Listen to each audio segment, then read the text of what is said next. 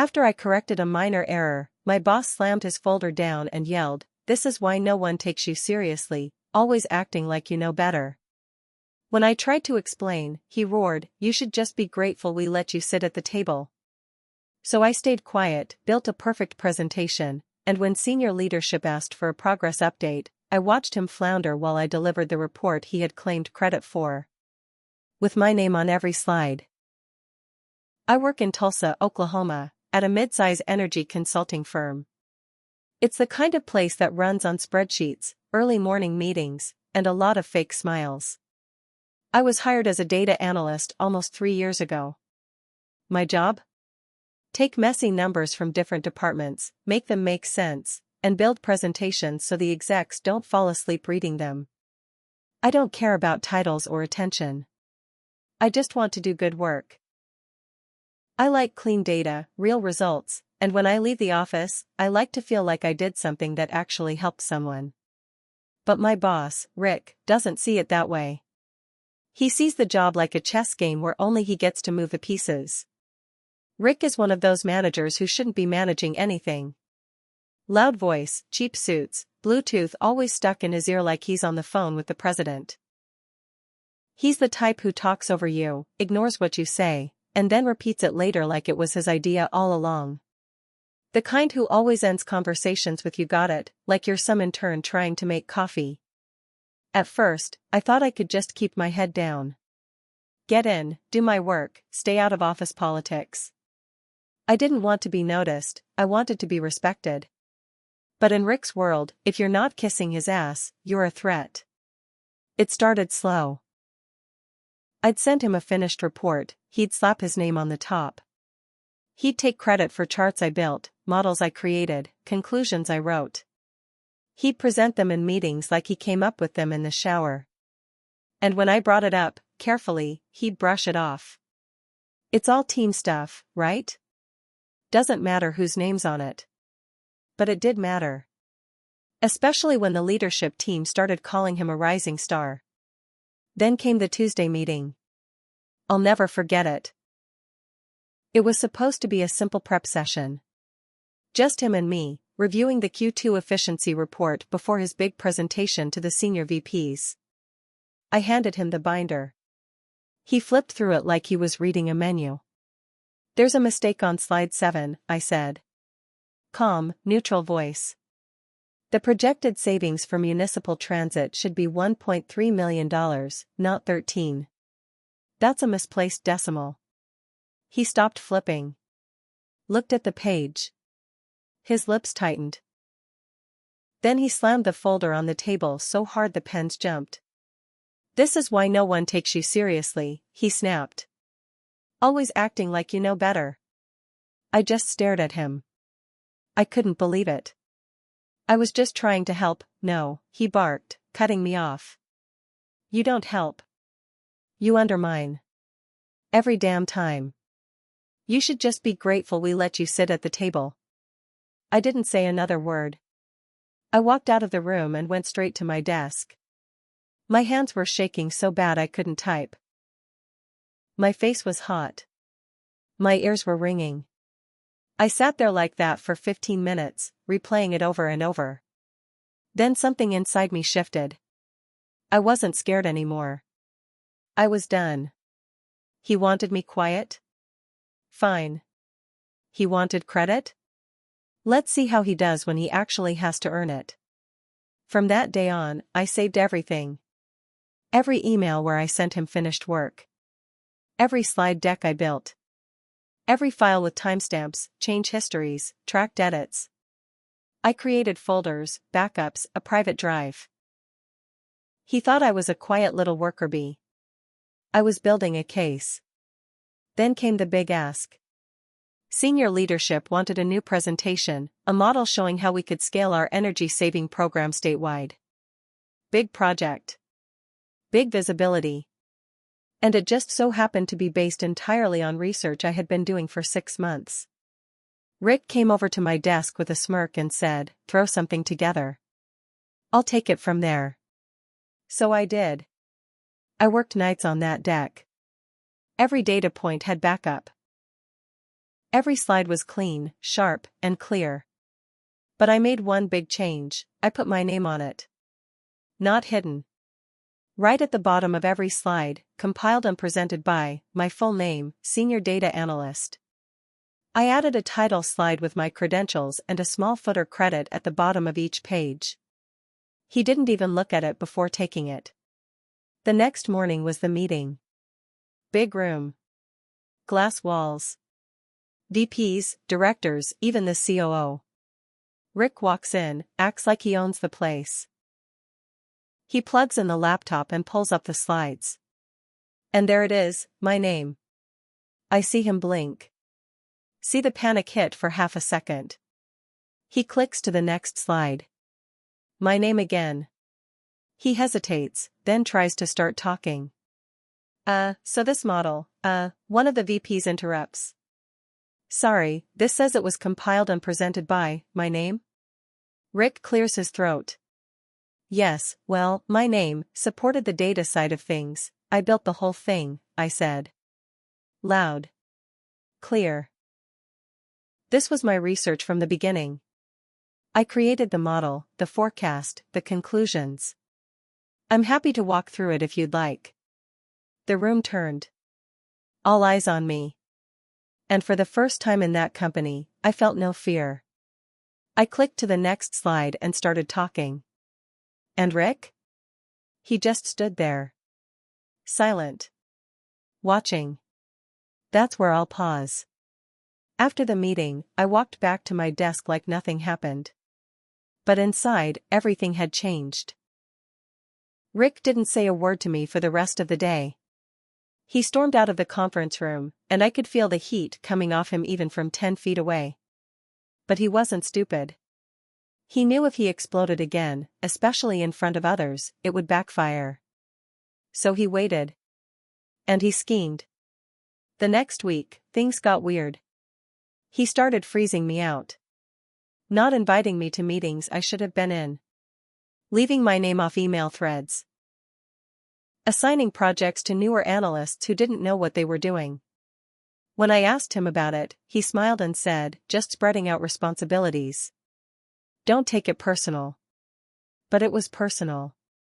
He started asking other team members to redo my work, then blaming me for confusion or unclear communication.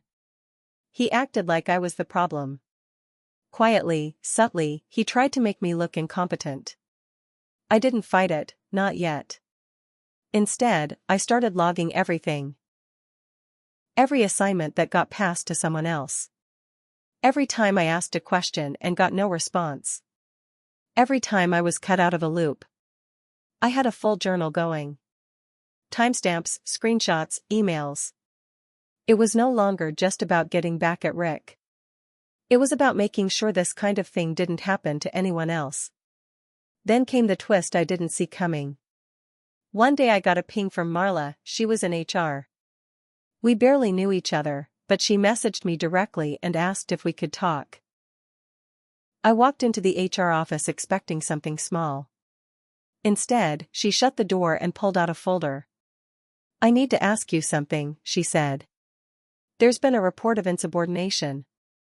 That you've been creating a hostile environment. It came from Rick. I stared at her. Are you serious? She nodded. He says you've been undermining him in meetings. That you're being disrespectful, challenging him in front of senior leadership. I let out a short laugh. Do you want to see the emails? She raised her eyebrows. You have documentation? Oh, I have everything, I said. I pulled out my own folder. I had it ready. I laid out emails showing Rick assigning me work, then cutting me out. Screenshots of him deleting my name from group messages. I showed her the original presentation, the one with my name on it. I showed the change history, proving I made every single edit. She didn't say much at first. She just kept flipping through the pages, nodding. Then she looked at me and said, "This isn't the first time someone's come to us about him. But it's the first time we've had real evidence." I left the office that day feeling something I hadn't felt in months: control. Rick had tried to bury me with silence, with whispers, with lies. But I kept my head, kept my notes, and now he was the one under the spotlight. That wasn't the end. But it was the turning point. And things were about to get worse for Rick. 2 days after my meeting with HR, I noticed Rick was acting off. Not quiet. Not angry. But fake calm. Like someone pretending they didn't just step on a landmine. He started being overly polite. Saying good morning in that stiff, forced tone. Asking if I needed anything or if he could review any of my work, something he never did before. I knew it wasn't real. He was just trying to cover his ass. But what he didn't know was that HR had launched a full review. Quietly. One afternoon, Marla from HR sent me a quick message. Please forward any new interactions with Rick that you think are relevant. So I did. Every comment. Every backhanded compliment. Every time he took my work and assigned it to someone less experienced, just to minimize my contributions. Every fake smile. Every sudden shift in tone when he realized someone else was listening. Then came the Friday meeting.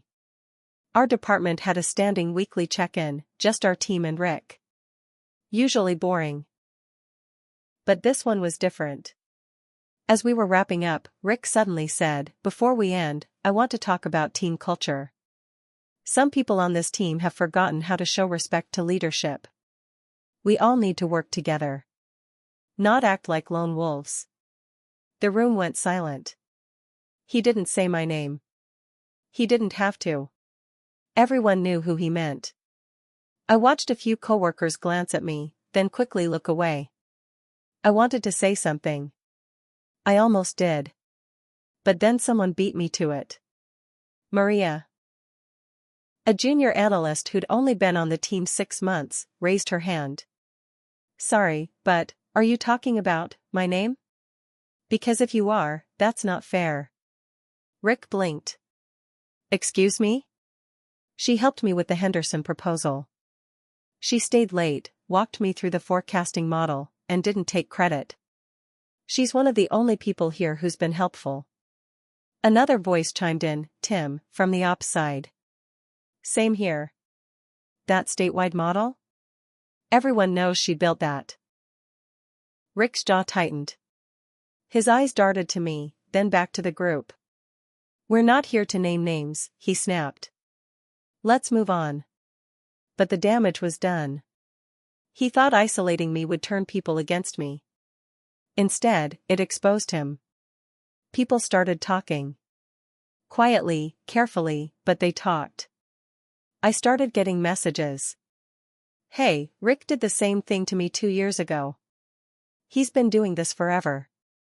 Thanks for standing up. Then came the biggest twist of all. Marla from HR called me in again. But this time I wasn't the only one in the room.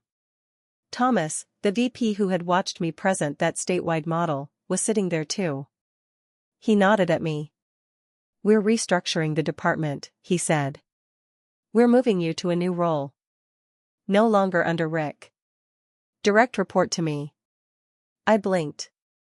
Wait, what? You'll lead the data team. You've earned it. I didn't know what to say. I just nodded, heart pounding. Rick wasn't fired. Not yet. But the walls were closing in. And I was no longer sitting at his table. I was sitting at my own. The new role felt surreal at first. I had my own small team, my own projects, and a direct line to leadership. No more Rick breathing down my neck. No more stolen credit. But I wasn't done watching. I knew Rick would come for me. Not in the open, he wasn't that bold anymore. But I could feel him scheming. The first sign came a month later. One of my old projects. The same one he had pushed onto someone else after freezing me out, suddenly got flagged for data inconsistency. A big one. Bad formulas, missed variables, outdated sources. I didn't touch it, but it had my old file name on it. Just enough for someone to maybe think it was mine. I went straight to HR. Did you receive an anonymous complaint about my past work? I asked Marla. She frowned. Yes. Just yesterday. We're reviewing it. Good, I said. Because Rick tried to pin his mistake on me. And I can prove it. I pulled up my backup files. Same project, different version history. I showed them the timestamp from when Rick reassigned it. Showed how he renamed the file. How he gave it to a new analyst, then submitted it under my old file name. Marla said nothing at first. Then she closed her folder and said, "That's it. That's the last straw." It was out of my hands then. 2 weeks later, Rick was let go for performance reasons. They didn't make it public, didn't send an office-wide memo. But everyone knew. His office door was shut on a Monday and empty by Wednesday. Some people said he left on his own. Others heard he threatened legal action. I didn't care. I just knew he was gone. But the thing is, revenge doesn't always feel good right away. I thought I'd feel powerful. Triumphant. Like a storm had passed and I was standing in the sun. Instead, I felt tired. Because here's the part one haven't said yet. I made mistakes too. I let him take credit for too long. I stayed quiet when others were hurt by him too. I played it safe. I waited until I was attacked before I acted. Looking back, I should have spoken up sooner, not just for myself, but for the junior team members he ignored, the interns he used, the voices he silenced. Maybe if I had, someone else wouldn't have had to carry the same weight I did. But I learned. And I changed. Now, when someone on my team speaks up, I listen. When someone shares credit, I give it loud and clear. And when someone like Rick tries to play the same old game, they don't even get a seat at the table. Because the table's mine now. And I built it from the silence he left behind.